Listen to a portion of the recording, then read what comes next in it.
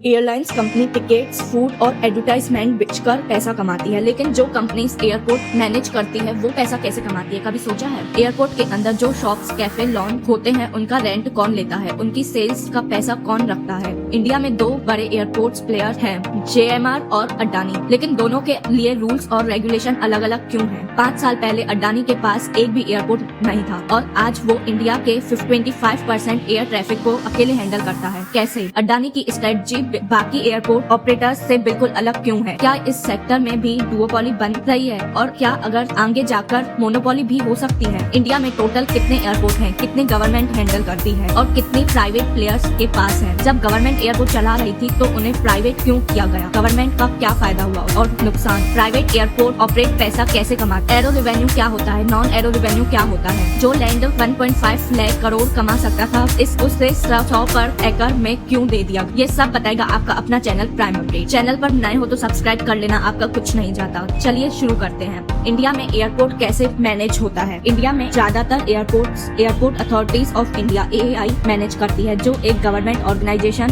है और tax payer के पैसों से चलती है। AAI का मेन ऑब्जेक्टिव प्रॉफिट कमाना नहीं बल्कि कनेक्टिविटी देना है, जैसे एयरलाइंस या बसेस। बिल्कुल BSNL की तरह जहां प्रॉफिट नहीं होता वहां भी टावर लगाया जाता है, क्योंकि लोगों को कनेक्ट करना जरूरी होता है। कुछ एयरपोर्ट्स प्रॉफिट में होते हैं, बहुत सारे लॉस, सब एक दूसरे को बैलेंस करके चलाए जाते हैं। फिर प्राइवेटाइजेशन क्यों? 1990 से पहले इंडिया में एयर ट्रेवल लिमिट था, लोग कम ट्रेवल करते थे, गवर्नमेंट खुद एयरलाइन भी चलाती थी।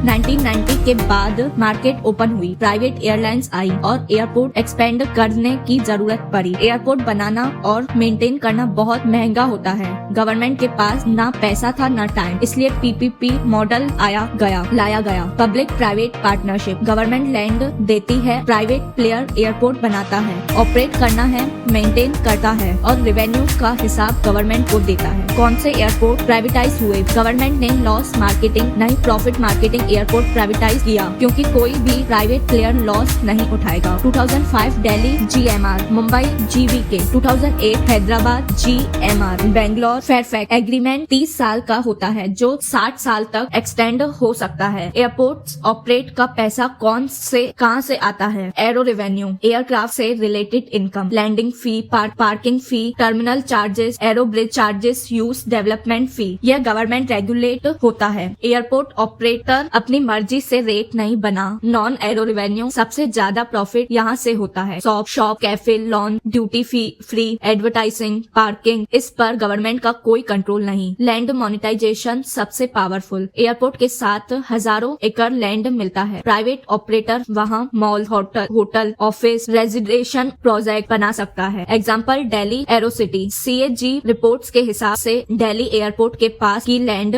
1,63,000 रुपीस करोड़ कमा सकती है, लेकिन लीज पर 100 पर एकड़ में दी गई। अब एंट्री होती है अडानी ग्रुप। 2019 से पहले अडानी के पास एक भी एयरपोर्ट नहीं था। 2019 में आया मॉडल के अंदर 6 एयरपोर्ट का टेंडर निकला। हाईएस्ट बिग अडानी ने लाया। बड़े में डेबिट ट्रैप GVK से मुंबई और नवी मुंबई एयरपोर्ट भी ले आए। आज 8 airport, 25% traffic, 33% cargo handling. Adani ने ज्यादा बिड क्यों लगाई? फी मॉडल, चाहे कितना भी कमाए गवर्नमेंट को फिक्स्ड अमाउंट ही देना होता है। Self run business model, Adani खुद शॉप्स, लॉन्चेस, ड्यूटी फ्री चला रहा है, रेंट पर देना के बजाय। Cargo plus port synergy, ports already हैं, एयरपोर्ट आने से लॉजिस्टिक्स और स्ट्रॉन्ग हो गए। रियल एस्टेट प्ले, हर एयरपोर्ट के पास land, future mall, hotels, office. Monopoly का risk, total privatise airport 70-18, Adani plus GMR के पास 14-15। पुराने रेवेन्यू शेयर्स मॉडल में है, हाई डेप्टर लो प्रॉफिट। गवर्नमेंट 11 और एयरपोर्ट प्राइवेटाइज करने वाली है। GMR बिट नहीं करेगा, अडानी करेगा। Duopoly monopoly ban. पैसेंजर के क्या होगा? Ticket price government control